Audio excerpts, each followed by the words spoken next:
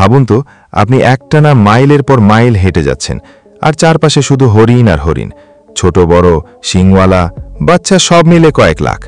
এটা কোনো বন নয়, এটা এক বিশাল ফার্ম। কিন্তু অবিশ্বাস্য হলেও সত্যি, বিশ্বের অনেক দেশেই এখন হরিণ পালনের বিশাল ফার্ম গড়ে উঠেছে, যেখানে বিদেশিরা বিভিন্ন প্রজাতির হরিণ পালন করে থাকে। প্রথমেই প্রশ্ন আসতে পারে, গরু, ছাগল, মুরগি বাদ দিয়ে হরিণই বা কেন? এর উত্তর খুবই সহজ। মূলত হরিণের চড়া দামের কারণেই এখন হরিণ চাষ শুরু হয়েছে। হরিণ হচ্ছে এমন এক ধরনের বন্যপ্রাণী যার প্রতিটি অংশ দিয়ে টাকা আসে। যেমন হরিণের শিং, একে বলা হয় জীবন্ত সোনা। চীন, কোরিয়া, জাপান সহ এখন অনেক দেশেই এই শিং দিয়ে ওষুধ বানানো হয়। এক একটা শিং বিক্রি হয় কয়েক লাখ টাকায়। শুধু শিং নয়, হরিণের মাংস ভীষণ দামি। এটাকে বলা হয় ভ্যানিসান, যা বিশ্বের দামি মাংসগুলোর মধ্যে একটি। হরিণের মাংস সাধারণ গরুর মাংসের চেয়ে অনেক বেশি স্বাস্থ্যকর এবং হরিণের মাংসে কোনো চর্বি নেই। তাই বিশ্বের সব বিলিয়নিয়াররা এই মাংস খাওয়ার জন্য প্রচুর টাকা খরচ করেন।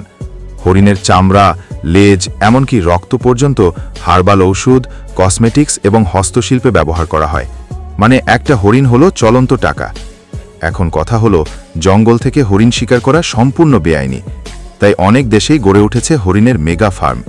নিউজিল্যান্ড, চীন, দক্ষিণ কোরিয়া, রাশিয়া, এমনকি যুক্তরাষ্ট্রেও হরিণ চাষ একটা $1 মিলিয়ন ইন্ডাস্ট্রি। চীনের কিছু প্রদেশে এক একটা ফার্মে 5,000 থেকে শুরু করে 1 লাখ পর্যন্ত হরিণ থাকে। এইসব ফার্ম সাধারণত পাহাড়ি বা গ্রামীণ এলাকায় বিশাল জায়গা জুড়ে বানানো হয়। ফার্মগুলো এক একটা ছোট ছোট গ্রিডে ভাগ করা হয়, যেখানে বয়স, লিঙ্গ ও জাত অনুযায়ী হরিণগুলোকে আলাদা রাখা হয়। অনেক ফার্মে আধুনিক প্রযুক্তিও ব্যবহার করা হয়েছে, যেমন সিসি ক্যামেরা, মাইক্রোচিপ, স্বয়ংক্রিয় খাবার ব্যবস্থাও থাকে। এমনকি কিছু জায়গায় হরিণের শরীরে লাগানো হয় সেন্সর। ফলে তারা কোথায় যাচ্ছে, কি খাচ্ছে, কেউ অসুস্থ হচ্ছে কিনা, সবকিছুই কম্পিউটারে বসে দেখা যায়। বাচ্চা হরিণ জন্মানোর জন্য আলাদা ব্রিডিং জোন থাকে, যেখানে সুস্থ ও বিশুদ্ধ জাতের হরিণ দিয়ে নতুন হরিণ উৎপাদন করা হয়। হরিণদের খাওয়ানো হয় ভালো পুষ্টিকর খাবার, ঘাস, শাকসবজি, এমনকি ভিটামিন সাপ্লিমেন্টও দেওয়া হয়। ফার্মে থাকে পশু চিকিৎসকদের আলাদা টিম, যারা নিয়মিত ওদের হেলথ চেক আপ করে। সবথেকে অবাক করার মতো ব্যাপার হলো শিং সংগ্রহ করার প্রক্রিয়াটা। হরিণের শিং প্রতি বছর একবার ঝরে যায় আর আবার গজায়। এই সময়টাতে শিংগুলো কেটে ফেলা হয়, যেটা হরিণের কোনো ক্ষতি করে না। শিংগুলো পরে প্রক্রিয়াজাত করে ওষুধ কোম্পানি বা রপ্তানির জন্য তৈরি করা হয়। এক একটা বড় ফার্ম বছরে কোটি কোটি টাকার শিং রপ্তানি করে।